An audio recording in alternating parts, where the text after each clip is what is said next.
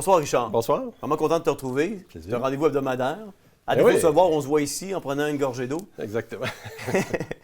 Écoute, Richard, il arrive plein de choses présentement à travers la planète en matière de politique, même de vie politique. Il n'y a pas une semaine qui passe où ce qu'on ne pourrait pas faire une chronique point par point sur des événements qui arrivent à chaque semaine.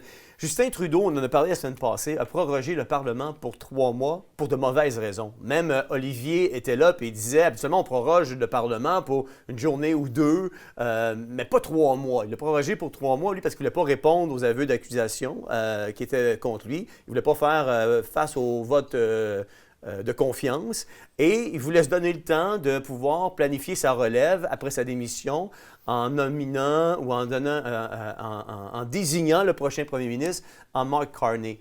L'OMS et l'ONU imposent des politiques aux nations, puis et maintenant, avec sa mainmise sur les bases de données fédérales et son équipe de jeunes collaborateurs inexpérimentés qu'on a appelés les Dodge Kids, bien que les gouvernements aient des jeunes inexpérimentés, peu importe le parti au pouvoir, Musk est devenu l'homme le plus puissant des États-Unis et semble pouvoir restructurer à sa guise le gouvernement.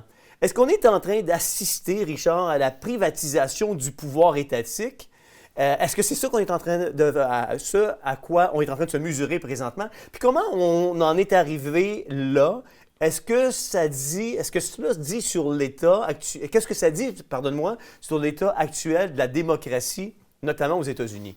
Ben, démocratie, il faut arrêter d'utiliser ce mot-là, à mon avis. Ça fait longtemps, de toute façon, mais maintenant, on oublie ça. Depuis 2020, on est dans des gouvernances totalitaires. Donc, la Chine et la Russie, ça date de très longtemps. Et pour eux autres, ils ont même mis de l'eau dans leur vin. Là. On est passé d'un communisme pur et dur à quelque chose de beaucoup plus près de la réalité capitaliste mondiale. Mais ce qui est arrivé en Occident, c'est l'inverse. Donc, quand tu parles de privatiser, en fait, c'est comme Philippe le disait bien, c'est qu'on est en train de transférer les richesses à des oligarques, hein, des entreprises privées, des firmes, des familles, qui ont un contrôle démesuré par rapport à la réalité du gouvernement, soit des États-Unis, du Canada, d'Europe aussi. Alors, c'est sûr que quand tu transfères ce pouvoir-là, moi, ce que j'appelle actuellement l'arrivée de Trump, surtout à la vitesse qu'il va, on vit un power shift, hein, un changement de pouvoir, changement de paradigme. Tous ceux qui font de la politique depuis longtemps continuent avec les mêmes recettes. On le voit avec nos gouvernants qui ne savent même pas où aller. Là, c'est rendu que c'est les provinces qui font des clubs pour aller rencontrer des gens de pouvoir à Washington. Donc, tout le monde est perdu. Et Trump est le maître du jeu et il s'amuse à chaque jour à faire pire que la veille ou à peu près. Il déstabilise complètement le jeu, mais il déstabilise avec un objectif de profit vers des oligarques qui, eux, travaillent avec l'argent qui va être généré parce qu'on parle de Dodge et Musk. Moi, je ne suis pas d'accord que Musk, c'est l'homme le plus puissant du monde. Non, pas du monde, les États-Unis. Les États-Unis, les États-Unis, c'est pas pour le monde, là. Mais c'est Trump qui mène le jeu. Et Musk, c'est un peu l'exécutant par rapport à « je suis un homme d'affaires, donc je vais aller faire du ménage ». Pas besoin d'être un génie pour faire du ménage dans des institutions corrompues à 99,5 %. Tout est corrompu. Et de découvrir des milliards à USAID, c'était facile à faire. Ce qu'il faut comprendre, c'est que Trump connaît toute cette corruption-là. Il vient de ce milieu-là. Il connaît les milieux de pédophilie. Il les a dénoncés en partie. Il ne va jamais jusqu'au bout des réformes, jamais au bout des dénonciations. C'est un libertarien. Il n'est pas là pour le bien commun. Il y a des actions qu'il fait qui sont extrêmement bénéfiques. Il faut regarder le big picture. Il ne peut pas faire des décisions comme un promoteur immobilier à Gaza comme il fait. Il est vraiment dans cette façon de faire-là. Je l'appelle mégalo-Trump parce que c'est me, myself, j'ai décidé, il change le lendemain, il revient sur le lendemain. C'est comme s'il n'y a plus de Parlement. Est-ce qu'on vit il court-circuite complètement le Parlement. Est-ce qu'on vit une dérive autoritaire qui est inquiétante présentement? Bien, c'est une dérive autoritaire, mais elle ne date pas de Trump, elle date de bien avant. Et on l'a connu avec le wokisme et tout le reste avant ça. C'était de la dérive autoritaire. Il n'y a personne qui était d'accord avec ce qu'on vivait. Là, le monde s'est mis à dire, il faut que je sois de mon temps. Puis là, il commençait à s'adapter à cette folie-là. Mais tout ça est orchestré dans un plan global. Hein? Nous, on voit le nouveau chef d'orchestre qui vient d'être nommé. Oui, mais l'orchestre existe d'avant, après. La musique est écrite depuis longtemps. Il faut comprendre que ça joue dans un cadre. Et le cadre, c'est vers la mondialisation, qui, dans une première étape, va être multipolaire. Et c'est là qu'on trouve Trump et la Chine et la Russie. Donc, eux veulent des grands continents très puissants économiquement. Ouais. Et là, ils commencent à s'affronter. Et c'est pour ça que Trump est en train de consolider, comme le disait Philippe. Il consolide les États-Unis, qui sont très affaiblis. Ouais. Et au passage, nous, à côté, bien, on a une richesse naturelle énorme. Et là, il est en train de nous dire, il va falloir que vous payiez pour tous les services que je vous rends, ou à peu près. Là. Mais tu viens de dire quelque chose, Richard, qui a attiré mon attention, puis je trouve ça fascinant de t'entendre là-dessus.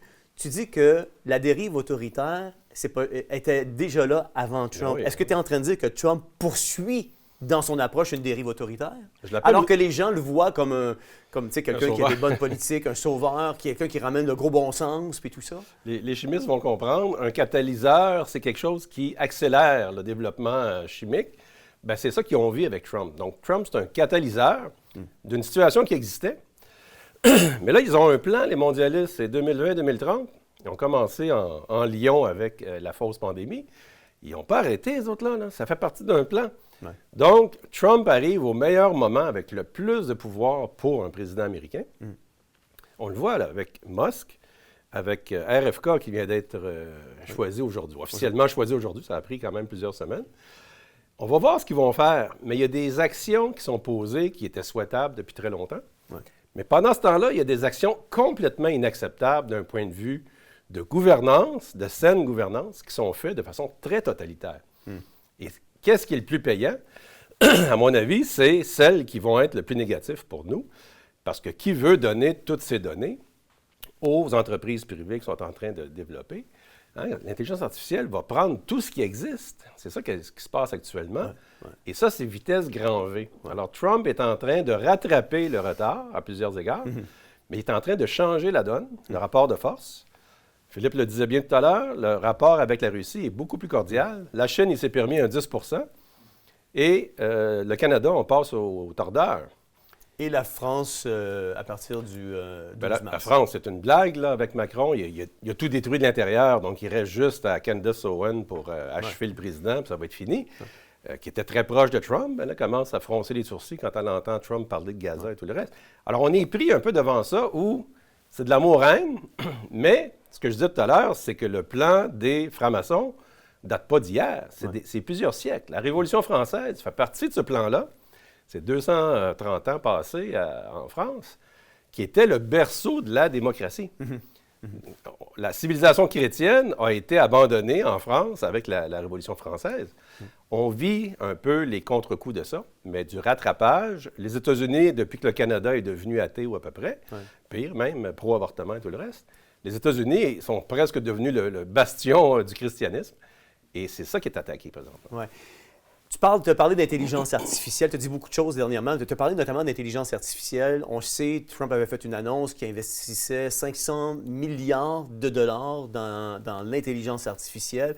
On apprenait aussi, on a parlé des Dodge Kids, qui est l'équipe avec laquelle Elon Musk travaille, qui est composée de 6 jeunes d'une vingtaine d'années, qui, à travers l'intelligence artificielle, sont en train de retrouver des fonds qui étaient dépensés de façon dans des choses extraordinaire. Puis quand je dis extraordinaire, c'est côté négatif. Des abus. Est-ce que tu crois que Trump et Musk mettent la table pour dorer l'image de l'intelligence artificielle puis tous ses bienfaits afin d'amener la population à adhérer à l'intelligence artificielle pour faire avancer un plan diabolique?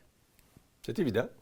C'est de même qu'il faut le voir. Et il faut arrêter d'encenser les humains. C'est pas avec des humains qu'on doit travailler. Là. Ils sont là de passage, mais regardons l'ensemble du plan. Quand il a dit « je mets 500 milliards dans le transhumanisme », soyons clairs, là, ça ne s'arrête pas à juste l'intelligence artificielle pour trouver des informations sur Google. Là. On n'est pas là. On est vraiment dans une prise de pouvoir par les technologies numériques par rapport à notre réalité humaine. Ouais. Et ça, c'est très dramatique, c'est très dangereux par rapport à notre liberté, à nos libertés. Et ça fait en sorte que ce 500 milliards-là, bien, quand il a dit ça, on a dit, il va le prendre d'où, ce 500 milliards? Bien, il s'est tourné de bord, lui, puis il a dit, USAID, c'est 500 milliards gaspillés. Donc, ce qui est en train de démontrer, en fait, les horreurs qui nous sortent quotidiennement, 40 millions pour ça, etc., on le sait depuis très longtemps. On le sait que Trudeau au Canada fait la même chose, Macron en France. Il dilapide les fonds publics depuis des décennies. Ouais. C'est pour ça que je dis que ça fait longtemps que c'est enclenché. Sauf que Trump, en même temps qu'il fait un ménage, il concentre les richesses financières, le peu qu'il leur reste, parce qu'ils ont de moins en moins de marge de manœuvre, vers un plan qui est une prise de pouvoir dans le contexte où on va se battre avec l'intelligence artificielle des autres pays continents, comme la Chine et la Russie. Ouais. Au niveau de l'armée, on voit que le Canada n'a jamais investi sereinement dans son armée en se disant « les Américains nous protègent ». Et là, il dit « je coupe ». Et là, tu es pris devant rien. Alors, il y a un rebalancement de pouvoir qui s'établit. Il est en train de contrôler les élections canadiennes qui n'ont même pas encore été annoncées, avec un chef qui est absent, qui va être premier ministre de facto. On voit qu'on n'est pas dans nos anciens principes de tous les 4 ans, pendant 8 ans. Non. Là, c'est quotidien et la donne change. Ouais. Des médias mainstream, Richard, évoquent des risques de collusion entre le pouvoir exécutif de Musk et ses propres intérêts économiques, Tesla, SpaceX, Starlink, puis X, qui est Twitter, l'ancien Twitter. Y a-t-il un véritable danger de voir un homme d'affaires gouverner pour ses propres profits et comment ça pourrait influencer les futures décisions du gouvernement américain? Premièrement, les gens d'affaires contrôlent le gouvernement depuis très longtemps. Ouais. C'est pas Musk qui invente ça, là. Musk, au moins, il fait out in the open, là. On le voit. Il est un peu gros nono, là. On voit que c'est un nerd mal dégrossi qui fait des conneries. Hein. Soyons clairs, là, il a besoin de coaching, ça n'a pas de bon sens. Sauf qu'il a été nommé par Trump. Il a tout le pouvoir. Il l'a dit lui-même. Il dit, Trump a été élu avec un mandat. Et moi, je suis le délégué de Trump. Mais le fait que ce soit visible, on attaque ces entreprises, hein, les pauvres Québécois qui vendent leur Tesla à rabais. C'est une blague depuis très longtemps. Ouais. Ils pensaient qu'ils sauvaient l'environnement en achetant des Tesla. C'est complètement absurde. Et là, on donne des coups de pied dans la ruche d'abeilles actuellement. C'est ça que Trump fait. Est-ce que c'est bien? Il va falloir qu'on attende de voir les résultats. Hein? Robert Kennedy, on va attendre de voir ce qu'il va faire. Après avoir encensé Warp Speed, maintenant, il est rendu qu'il va attaquer Big Pharma. C'est un peu contradictoire. Fait qu'on doit laisser le temps au temps. Mais on ne doit pas rester les bras croisés. C'est-à-dire que si on fait de la politique comme avant 2020, on va se faire passer comme un rouleau compresseur. Et c'est ce que nos politiciens font. Ils réagissent là, en gros nono par rapport à cette réalité-là. Et d'attaquer Trump ou Musk, on le voit que c'est une erreur. Un mégalo comme Trump, si tu dis « je vais te taxer pour ce que tu me taxes ouais. », bien, il dit « moi, je t'enlève l'armée, puis je te fais ci, puis je monte ça à 100 hein? Il se vantait que Macron, il voulait négocier. Bien, il dit « moi, Macron, je vais te taxer 100 ton champagne, etc. » Donc, action-réaction, quelqu'un qui est beaucoup plus près du milieu des affaires, donc le milieu des affaires, un PDG, c'est totalitaire, là. Il n'y a personne qui demande. Il peut demander l'avis, là, mais c'est lui qui décide. Ouais. Alors, c'est ça qu'on voit comme gouvernance. Parce que la Chine fait ça, la Russie fait ça, parce qu'eux autres, c'est des dictatures. Arrêtez de nous montrer comme modèle la Russie et la Chine. Ce sont des dictatures communistes. Ouais. Et aujourd'hui, l'Occident doit devenir de plus en plus comme eux pour leur faire face. Et c'est ça que Trump fait. Il a le pouvoir d'être élu, mais il court-circuite tous les systèmes de check and balance qui existaient. Ouais. Et là, les sénateurs, tout le monde est complètement pris au dépourvu. Les républicains pro-libre-échange avec le Canada se ferment la gueule. C'est incroyable. Ça veut dire que Trump a mis une chape de plomb sur leur capacité de parler, etc. Mais ça ne durera pas 5 ans. Là. Ouais. Il y a des experts comme Catherine Austin Fitts, qui, dans le Solaris Report, parle d'un coup d'État numérique progressif, orchestré par des élites financières et technologiques. Est-ce que tu vois là-dedans une coordination entre Silicon Valley, la finance et la politique pour mettre en place un nouveau système de gouvernance mondiale? Parce que c'est quand même étrange. La Silicon Valley qui huait Trump, maintenant, semble vouloir se rallier à lui aussi. Bien, c'est parce que les gens qui tirent les ficelles, c'est eux autres qui envoient les signaux. Alors, les CEO, les PDG de Facebook, c'est des pantins. Même s'ils sont multimilliardaires, ils se font dicter un agenda. Alors, quand on voit un changement, les banquiers mondiaux, à l'automne passé, ont donné le signal que Trump, c'était l'homme de la situation. Et tout a viré. On le voit comment ça fonctionne dans les faits, mais les gens n'arrivent pas à y croire. Ils pensent encore que Trump, c'est différent de Biden, que Trudeau, c'est différent de Carney. Ils embarquent dans le jeu de marionnettes. Ouais. Et ceux qui comprennent ont décroché parce qu'ils savent qu'on est qui pour se battre contre ces immensités-là. Alors, oui, la réponse, c'est oui. C'est en train de défaire complètement tout notre système qu'on avait auparavant. Mais on s'en va vers une mondialisation, un seul gouvernement, qui doit arriver par un chaos. N'oublions-le pas, là. Il faut créer le chaos si on veut régler le chaos. C'est ça le problème. Alors, ils sont en train de créer le chaos. Il n'y a pas plus baveux que Trump actuellement. Hein, il me rappelle les petits bums à l'école, au primaire, qui terrorisaient tous les petits garçons autour de lui parce qu'il était plus costaud. Ouais. Et tout le monde n'avait peur, était un peu... tu sais, ça a pris du temps avant qu'il puisse y régler son cas, jusqu'à temps qu'il comprenne, à 8, on peut peut-être y faire une job. Ouais. Mais c'est ça qui va arriver, là, tranquillement. Alors, c'est sûr que là, il y a des tests importants. Il va probablement régler l'Ukraine parce que c'est aux États-Unis à se retirer de l'Ukraine. C'est eux autres, avec l'OTAN, qui sont allés trop proches de la Russie. Alors, c'est facile à Poutine de dire, bien, donne-moi ce que j'ai demandé, la moitié à peu près de l'Ukraine. Et le petit milliardaire Cloudex, comédien, va s'en aller avec ses milliards. Ouais. Il mériterait la pendaison, là, soyons clairs. Zelensky, Clairement. c'est crime contre l'humanité. Il a détruit toute sa population active, qui a envoyé au front se faire abattre. Ainsi de suite, Gaza, etc. Donc, on voit que la Terre est en train d'exploser. Ouais. Et qui va régler ce chaos-là? Bien, c'est les mondialistes qui veulent arriver avec une gouvernance mondiale. Les technologies d'intelligence artificielle vont régler la criminalité. S'il y a de l'argent numérique seulement, puis d'argent comptant, imagine la criminalité qui tombe. Ouais. Donc, on va nous vendre ça pour asservir l'ensemble de la population. Donc, 90% des gens qui sont honnêtes et qui travaillent vont se faire asservir, donc devenir des esclaves, parce qu'ils vont contrôler la santé, les finances, tout va être centralisé. Et une technologie qui est tellement simple, c'est bien mieux d'être dedans, et on ne pourra pas résister longtemps. Donc, on est là-dedans. Là. Ça m'amène à te parler justement de l'identité numérique, le crédit social ou l'identifiant bionumérique, le Real ID, qu'on appelle le Real ID aux États-Unis. Pour ceux qui ne savent pas c'est quoi le Real ID, c'est un programme américain de standardisation des pièces d'identité mis en place par le Department of Homeland Security. Il impose des critères stricts pour la délivrance de permis de conduire et des cartes d'identité afin de renforcer la sécurité et l'authenticité des documents d'identité. Donc, le Real ID est activement promu et deviendra obligatoire aux États-Unis, combiné à la biométrie et aux bases de données fédérales. Est-ce qu'on est en train d'assister à la mise en place aux États-Unis?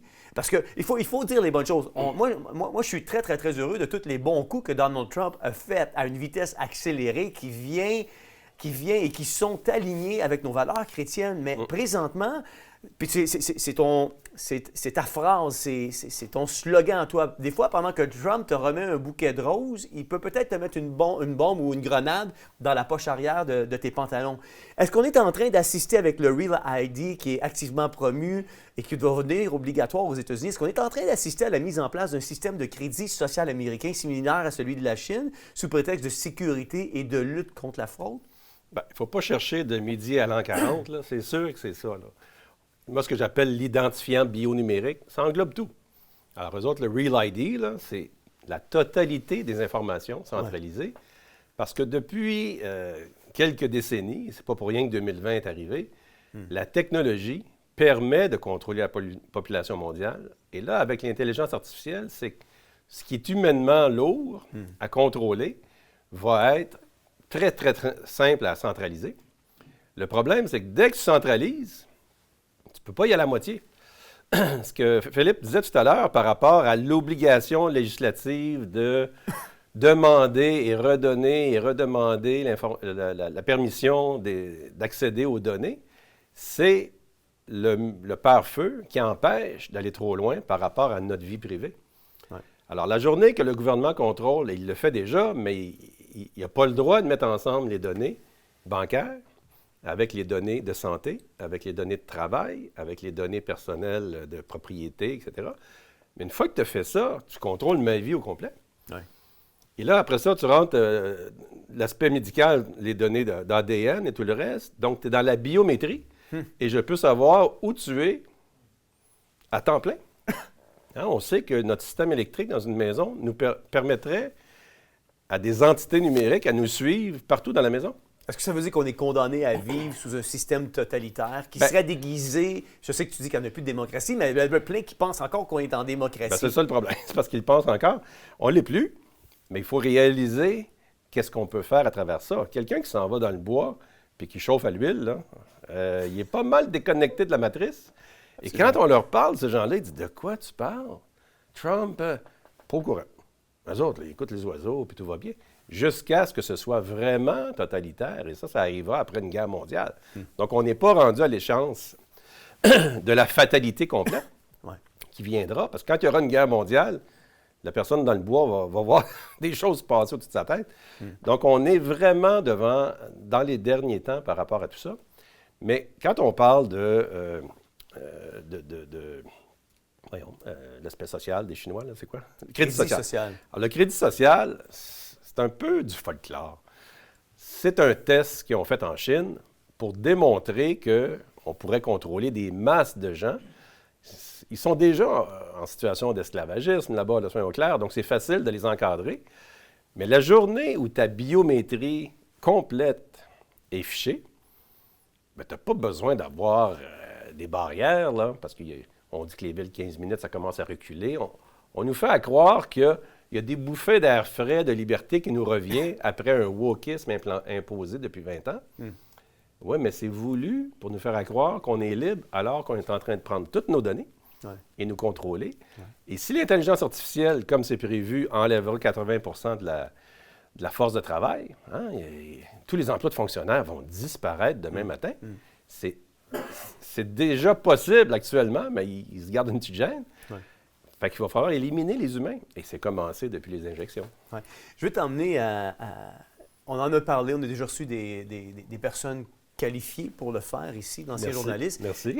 Je parlais de journalistes qui sont venus nous parler de... Mais tu es hyper qualifié dans ton domaine, je ne veux pas t'enlever ça, Richard.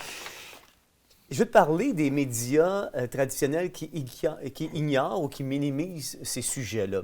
C'est quoi la responsabilité des journalistes face à cette transformation de pouvoir-là qu'on est en train de vivre? Présentement, là, c'est silence radio. Puis comment ces médias-là de masse ou les journalistes peuvent-ils dénoncer ce basculement sans être censurés? Ce qui est arrivé cette semaine est assez intéressant et je vais en choquer plusieurs. Monsieur Lépine, un excellent journaliste de Radio-Canada, mais totalement dans l'agenda de gauche de Radio-Canada. Pendant 30 ans, il nous a fait des reportages internationaux. C'était une autre époque, là. Il y avait des vrais journalistes. Le problème, c'est qu'on les a emmenés tous à gauche et on a éliminé tous les gens qui avaient une opinion à droite. Donc, ça a été l'absence de contrepartie qui était le problème. Mais c'était quand même des journalistes. Alors, il n'y en a plus de journalistes, c'est terminé. À partir du moment où on est pire que la Pravda en Amérique parce que tous les médias sont financés par les gouvernements, sinon ils meurent. Et cette semaine, M. Lépine a été demandé à venir un peu remplacer les chroniqueurs absurdes qu'ils ont dans toutes les émissions maintenant, qui parlent de n'importe quoi, qui disent n'importe quoi. Donne leur opinion. I don't care, ton opinion. Lui est arrivé avec un portrait de ce qui se passe au Moyen-Orient en dénonçant ce que Trump fait comme étant une aberration totale. Et avec raison. C'est sûr que Radio-Canada l'a laissé passer parce qu'il était contre Trump. Mais dans ce cas-là, il avait raison. Et c'était du vrai journalisme. Alors, il n'y a plus de journalisme, de un. Donc, pourquoi il n'y a pas de réaction? C'est qu'ils n'ont pas le droit. Premièrement, ils n'ont pas un gros bagage. Ils doivent couvrir les chiens écrasés ou à peu près. Regarde toute l'attention qu'on met sur « Ah, M. Tesla veut vendre sa Tesla là, au Québec. Ah, il est bien choqué. Il y a des reportages pour dire qu'ils ont des logos sur leur auto pour dire « Je l'ai acheté avant que Musk soit... » C'est d'une aberration totale. On perd notre temps. Et pendant ce temps-là, la machine avance. Mais elle est orientée vers la perte de notre liberté par rapport à notre capacité de nous gouverner. On va être de plus en plus à la merci de l'État. Et la journée qu'on embarque dans l'identifiant numérique, les gens ne le réalisent pas, là, mais ça commence avec ton permis de conduire, avec ta carte d'assurance maladie, etc. À la banque, ils nous demandent cocher ceci, cocher cela. À partir du moment où tu te donnes tout accès et que les fichiers se croisent, Trump disait hier, pas Trump, Musk disait hier, écoutez, si on croise tel fichier avec tel fichier, là, on va pouvoir contrôler toute la corruption. Mais c'est ça qui va arriver. En faisant ça, tu contrôles la corruption, mais tu asservis les gens honnêtes. Ouais. On a parlé un peu plus tôt du rapport du Solaris Report qui mentionne notamment que l'attention du public est délibérément détournée par des sujets polarisants. Par exemple, la transition des enfants, la crypto-monnaie, le sport, la censure. Est-ce que cette stratégie sert à masquer la destruction progressive de la démocratie et à neutraliser toute opposition réelle, selon toi? En fait, le wokisme est une invention des mondialistes. Okay? Imposé. Il n'y a personne qui pensait que c'était une bonne idée il y a 10 ans, 15 ans, 20 ans.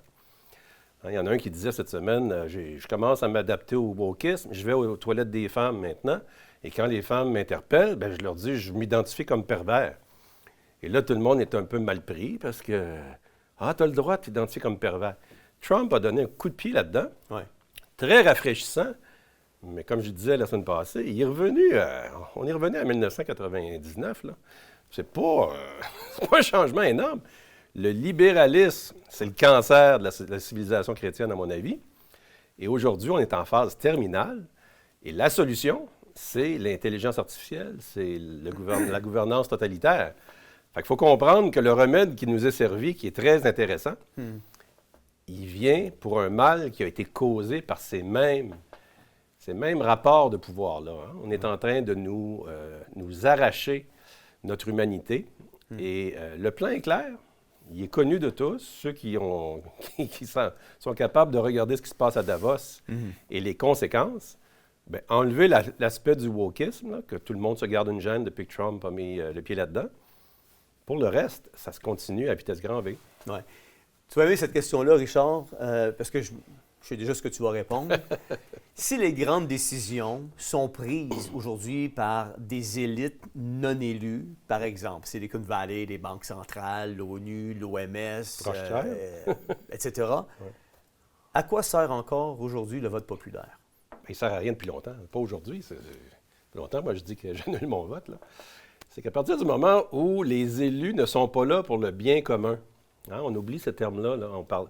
Moi, quand j'étais plus jeune, on parlait d'intérêt public. L'intérêt public, là, c'est matérialiste.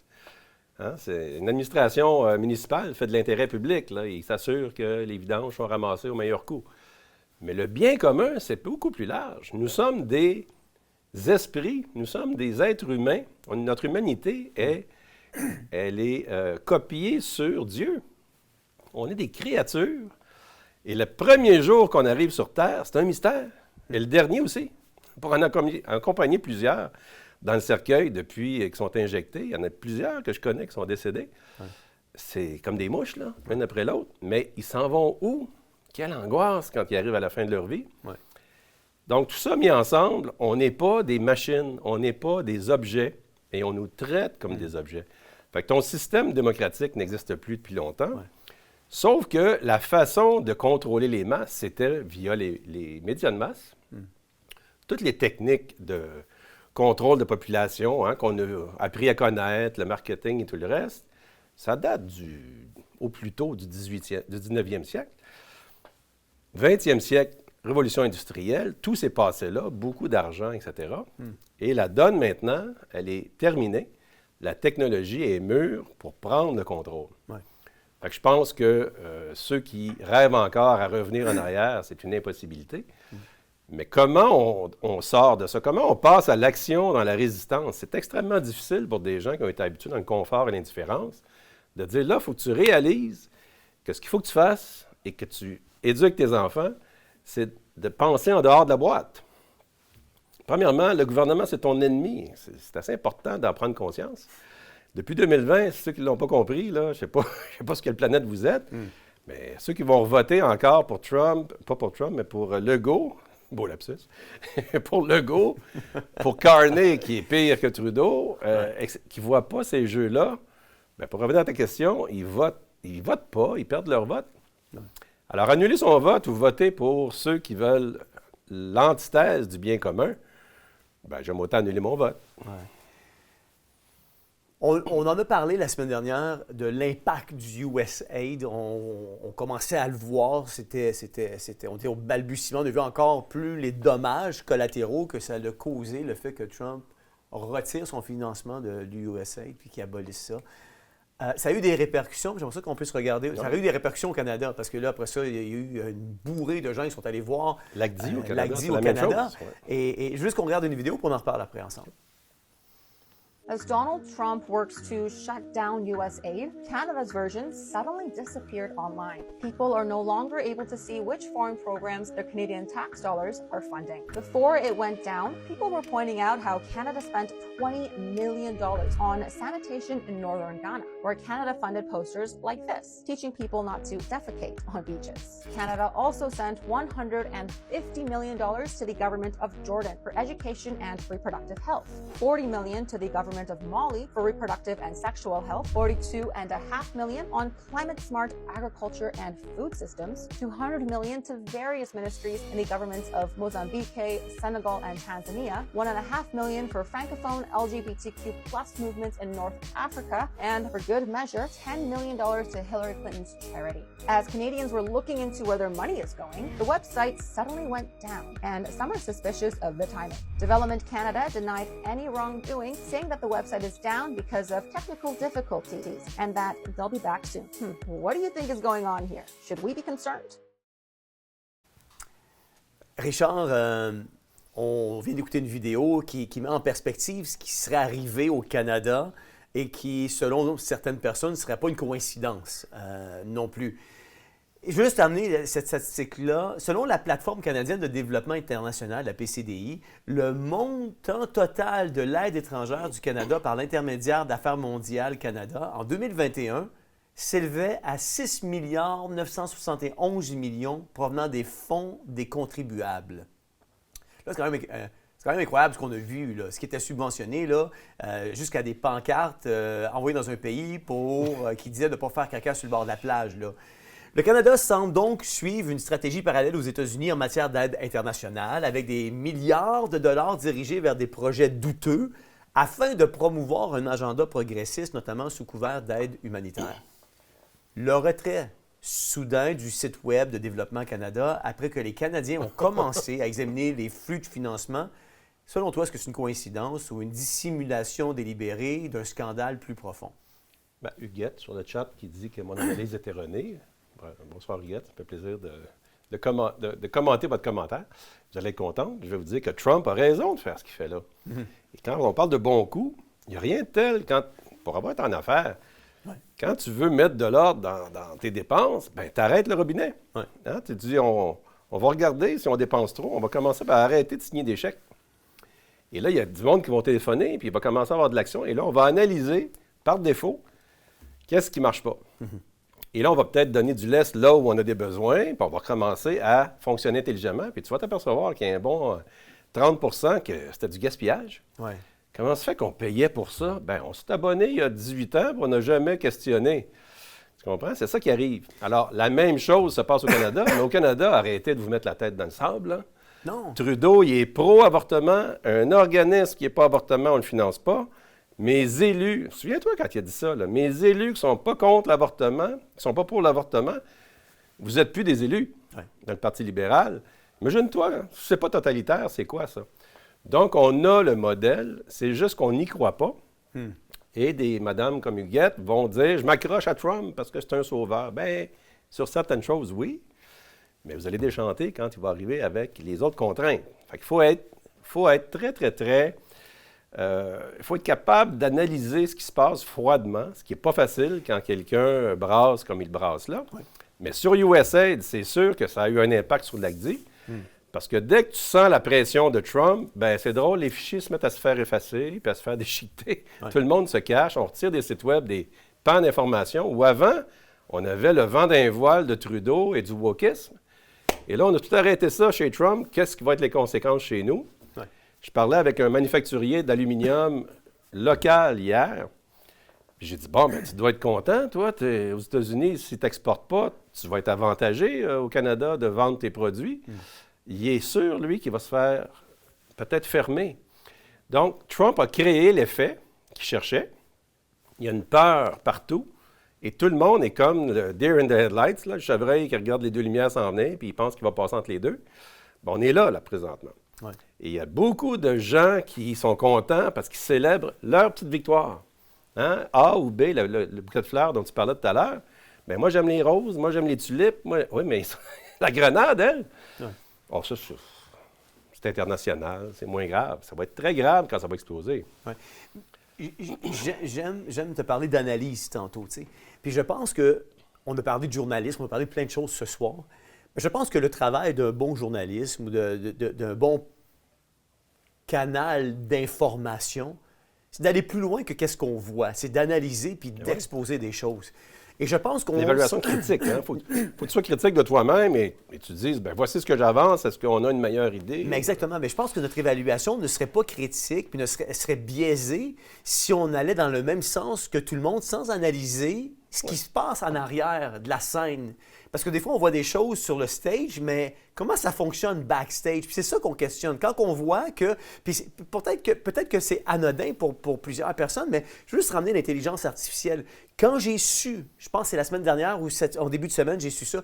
Quand j'ai su, la semaine dernière, quand j'ai su qu'on avait légiféré pour cadrer puis encadrer l'intelligence artificielle sous le règne de Joe Biden, et que quand Trump est arrivé, Trump a aboli la législation qui cadrait autour de l'intelligence artificielle, j'ai commencé à me poser des questions. Je me suis dit, pourquoi qu'on veut délégiférer le cadre qui avait été mis autour de l'intelligence artificielle? Parce que le vent d'un voile pour le faire, il a un pouvoir énorme et il peut se permettre ce qu'il veut.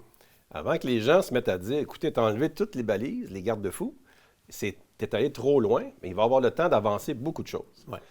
C'est l'exemple de tout à l'heure de Philippe en disant chaque ligne doit être autorisée, réautorisée au bout de 3 ans. Ce genre de législation-là qui a été bâtie pour protéger l'intérêt public, bien aujourd'hui n'a plus de sens parce qu'il empêche le développement qui va à vitesse grand V. Ça te donne quoi de protéger tes données si les États-Unis sont en train de faire tout ce qu'ils font puis sont en train d'asservir le Canada au complet en l'espace de quelques semaines? Mes amis aux États-Unis me taquinent en disant quand est-ce que vous allez mettre le drapeau américain, je pourrais t'en envoyer un par la poste.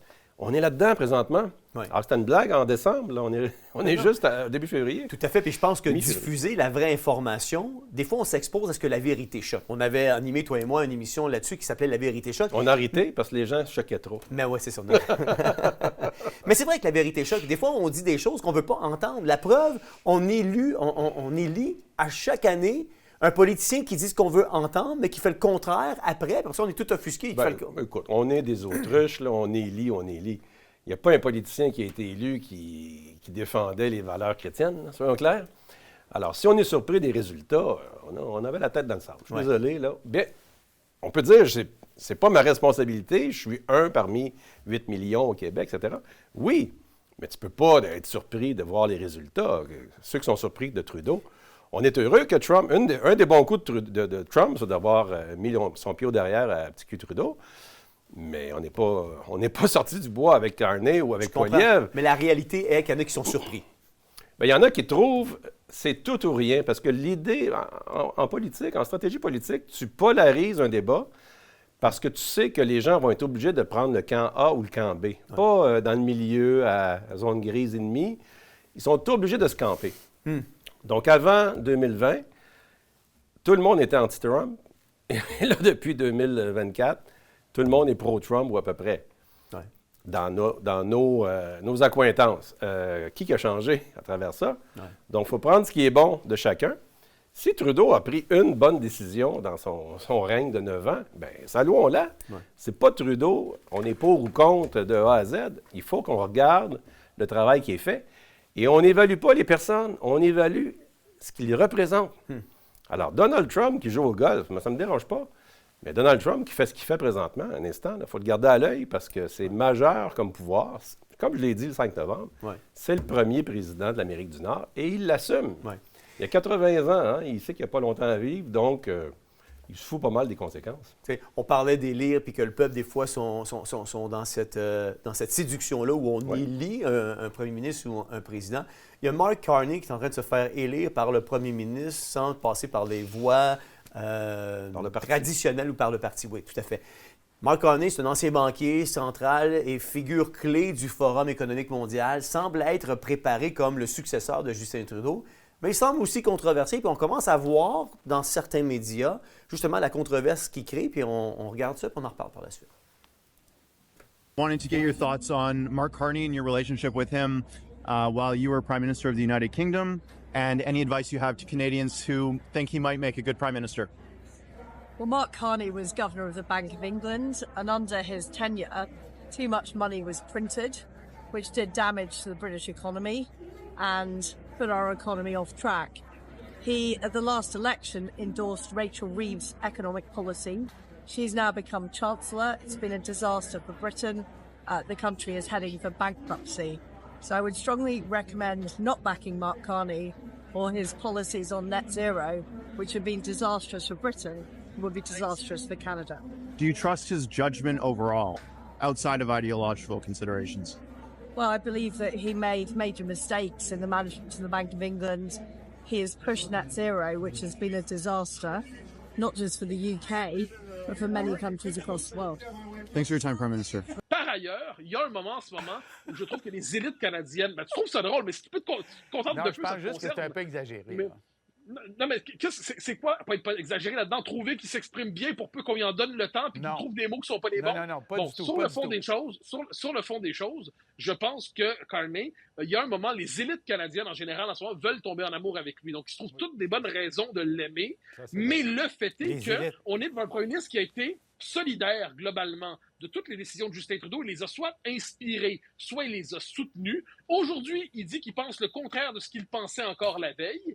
Et on nous présente ça comme le sauveur dans les circonstances. Puis pour gagner les Québécois, il met une ceinture fléchée, il mange de la poutine. Il va porter une tuque, puis chanter Céline Dion, puis on va dire c'est un Québécois comme les autres. Bon. À un moment donné, il faut quand même avoir des attentes plus élevées par rapport au futur premier ministre du pays d'à côté. Tu penses quoi, Richard, de cette vidéo-là que je viens de te montrer? Premièrement, la première ministre Bon, Liz Truss. d'Angleterre, c'est intéressant parce que ça donne un autre côté, mais on est en train de parler de la queue de la comète. Moi, ça me fait rire. Vous savez que c'est Harper qui a nommé Mark Carney à la Banque fédérale canadienne. OK? Le plus conservateur des libéraux, là, soyons clairs, c'est lui qui l'a nommé. Ouais. Et de là, il est allé à la Banque d'Angleterre. Mais des banques centrales, c'est quoi?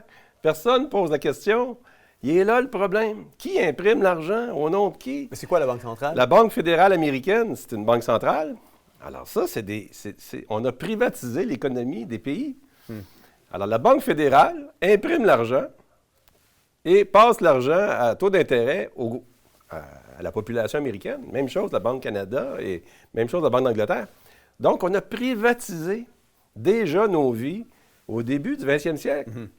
Il est là le scandale et c'est là que les milliardaires se sont enrichis à un point tel qui financent les universités, mais dans leur objectif wokiste, qui financent les pharmaceutiques, qui ont pris le contrôle des entreprises. Et là, on est rendu à la fin parce que BlackRock contrôle 95 de l'économie mondiale. Donc, tu n'as même plus besoin. Avant, quand on disait ça, les gens disaient tu rêves en couleur. Toi. 15 familles qui contrôlent la planète. Maintenant, c'est rendu une entreprise au nom des 15 familles, ou à peu près. Et là, tu as les banquiers. Le banquier en charge de la banque centrale, c'est ceux qui décident du taux d'intérêt, qui décident qu'est-ce que les banques vont faire. Trump, il dit, vous savez qu'au Canada, on n'a pas le droit que nos banques aillent faire de la compétition là-bas. Ici, c'est 8 banques à charge. C'est un oligopole, les banques. C'est contrôlé.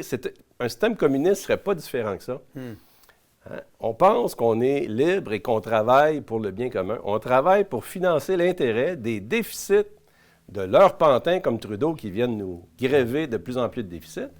Pourquoi? Parce que la stratégie est simple. Les entreprises milliardaires privées, pour augmenter leur contrôle, transfèrent le risque aux sociétés, donc à nous, les payeurs de taxes. Quand ça ne marche pas, on écope, et c'est à coût de centaines de milliards tout le temps, que ce soit ici ou en France, partout, au point où on perd nos économies. Les guerres viennent restabiliser tout ça, mais c'est toujours les banquiers qui font de l'argent à travers tout ça. Là, actuellement, on est dans un système constant d'asservissement au niveau financier. Et là, ça commence à craquer. Et on pense que, comme le disait tout à l'heure le chroniqueur, que Trudeau, Carney, vous êtes dans la couleur des cheveux de la marionnette. C'est pas là que ça se passe. Donc oui, c'est un banquier, c'est un fonctionnaire. Mais il est mis en place parce qu'il est dans l'objectif des mondialistes. Moi, j'aurais pu être chef de cabinet du premier ministre, mais parce que je n'étais pas dans l'objectif des mondialistes, ils m'ont injecté. Une seconde. C'est comme ça que ça fonctionne. C'est un club. Et leur objectif, c'est pas notre bien commun, c'est de nous éliminer aux 3/4. Nous éliminer physiquement. Là, quand je disais ça il y a 2 ans, 3 ans, le monde disait ça va pas bien. Mais là, on le voit. Il tombe déjà. On s'en va de plus en plus vers ça. Mark Carney, c'est comme le président de la Banque centrale au pouvoir. Bien, Macron, c'était un employé de Rothschild qui a été nommé président out of nowhere. Là, on voit que c'est un sataniste parce qu'il est marié avec son père, ou à peu près. Là. Mais ça va bien, hein, dans la planète, ça va très, très bien. Ouais. On est là-dedans jusqu'au cou. Mark Carney ou Pierre Poilievre, c'est la même chose. Ouais. En général, puis là, on parle de Pierre Poilievre, pardon. En général, les médias de masse présentent un duel serré entre Mark Carney et Pierre Poilievre. Je vais te montrer la statistique à l'écran. On les met maintenant, nez à nez, à 37 %. Et on voit d'un côté les conservateurs qui venaient quand c'était les libéraux avec de Justin Trudeau qui était là. Puis on voit de l'autre côté avec une autre colonne que maintenant qu'on entend Mark Carney comme étant le successeur de Justin Trudeau. Je vois pas Maxime Bernier. On voit qu'ils sont... Non, ils ne sont pas là. Il n'est pas là. Est-ce que selon toi, l'opposition là, est réelle ou on assiste à une mise en scène visant à assurer la continuité d'une même idéologie sous un autre visage? Bien, ils sont en train de dérouler le tapis pour Mark Carney. C'est pas clair. À partir du moment où tu dis c'est A ou B, bien, ton choix, il va être A ou B. Ouais. C'est des techniques de contrôle. Les gens me demandent souvent, moi, si les sondages, c'est scientifique. Oui, mais le contrôle des questions et des réponses, il ne l'est pas. Il est totalement manipulé. Alors, qui paye pour le sondage? C'est eux autres qui décident des résultats, ou à peu près. Ouais. Sur 50 questions, tu prends les 10 qui te favorisent. Donc, quand tu arrives avec des sondages, comme j'ai vu cette semaine, où on met tous les partis politiques, avec le changement, si Carney était à la tête du Parti libéral, le Parti vert est là, puis le Parti populaire n'est pas là. Le Parti vert a fait 3 %, le Parti de Maxime Bernier a fait 4 %. Donc, tu vois qu'il y a un agenda. Ouais. Les partis verts, il n'y a aucun danger, premièrement. Les gens sont tout mêlés par rapport à ça. C'est même plus un enjeu. Mais le Parti populaire, lui, il parle contre tous les autres. Au niveau économique, pas au niveau moral, mais au niveau économique, il est pas mal, ça coche. Et ça dérange. Tu ne veux pas te faire poser une question intelligente sur l'accord de Paris quand tu t'appelles Pierre Poilievre et tu te dis « je vais abolir la taxe carbone ». Oui, mais l'accord de Paris, c'est la même chose. Ouais. Mark Carney, la même chose. Il veut reculer sur la taxe carbone, mais il veut qu'avec une urgence sanitaire, on puisse... écoute, c'est cousu de fil blanc, tout ça. Là. Ouais. Donc, ceux qui contrôlent, on ne les voit pas, on les connaît, et ce n'est pas ceux pour qui vous allez voter. Oubliez ça. Puis dans ceux que vous pourriez voter pour eux autres, bien, ceux qui ont de l'allure ne sont pas là. Ouais. Bien, merci beaucoup, Richard, d'avoir été avec nous ce soir pour mettre la lumière sur tout ce qu'on entend semaine après semaine. Puis probablement qu'encore la semaine prochaine, il va y avoir encore une tollée d'informations qui va être sortie parce que c'est comme ça que Trump fonctionne. Il sort quasiment tous les jours nous annonçant des politiques qui sont en train de changer. Moi, je trouve que c'est un rythme extraordinaire parce que là, on peut travailler avec de la matière. C'est très à court terme. Ouais. Tu sais, je dis souvent que les gens oublient après 6 mois. C'est un fait. Ouais. Alors, si tu travailles avec la semaine passée, bien, les gens sont pas mal plus au fait de ce qui se passe. Ouais. Et quand on donne un angle qu'ils n'ont pas vu par rapport à l'annonce X, Y ou Z, bien, ils vont dire « Ah, là, on apprécie d'avoir vu un autre point de vue. » Ça ne veut pas dire qu'il faut le prendre comme tel. À la lettre. Mais ça permet d'avoir un autre point de vue. Une objectivité, au moins. Voilà. Merci beaucoup d'avoir été avec nous. Vous savez, vous pouvez peut-être penser ce soir, après justement ce segment-là avec Richard, c'est tombé négatif, on s'en va où? On pensait que Trump, c'était le sauveur, puis on croit en ses politiques. Vous savez, moi, je veux juste ramener l'équilibre dans tout ça. Je ne veux pas qu'on voit Trump nécessairement comme un sauveur, quoique je pense que c'est important de célébrer toutes les bonnes politiques qu'il met de l'avant depuis son investiture du 20 janvier dernier. Et ces politiques-là méritent d'être soulignées, méritent d'être célébrées parce qu'elles sont étroitement alignées avec nos croyances, avec les croyances chrétiennes. Reconnaître que 2 sexes, remettre l'emphase sur le mariage hétérosexuel, d'adopter justement des politiques qui favorisent la vie et non pas la mort, alors qu'on est dans une société ici au Canada et dans plusieurs pays d'Occident, une société mortifère où on célèbre on promouvoit l'euthanasie, on promouvoit l'avortement Alors, de voir un président qui est un vent de fraîcheur aligné avec nos valeurs chrétiennes, on se doit de célébrer ça. Cependant, je pense qu'on doit aussi avoir cette saine méfiance-là et cette saine prudence-là où ce qu'on peut questionner aussi et aller un peu plus loin parce que sinon on ne ferait pas notre travail journalistique et on ne vous exposera pas la vérité. Et le but de Théovox, c'est d'exposer la vérité. C'est la vérité au cœur de l'actualité, même si des fois c'est choquant. Je pense que en ce faisant, nous faisons notre travail de la bonne manière. Et de toute manière, le seul sauveur qui peut nous sauver dans un monde déchu, son nom est Jésus-Christ et on le dit à chaque semaine.